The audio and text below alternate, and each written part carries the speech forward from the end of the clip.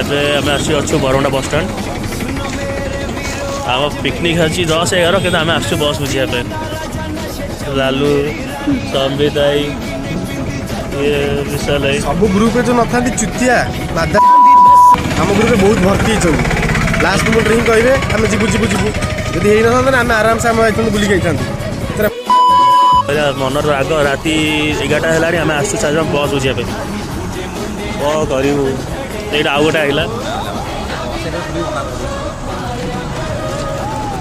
Bus ମିଳିବା ବହୁତ କଷ୍ଟ।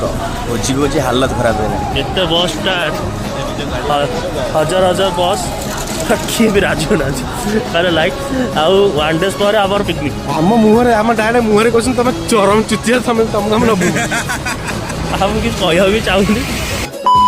ଇତିହାସ ହେଇଗଲୁ ବସ୍ ଖୋଜି ଖୋଜି କିଛି କହିବାକୁ ବି ଚାହୁଁନି।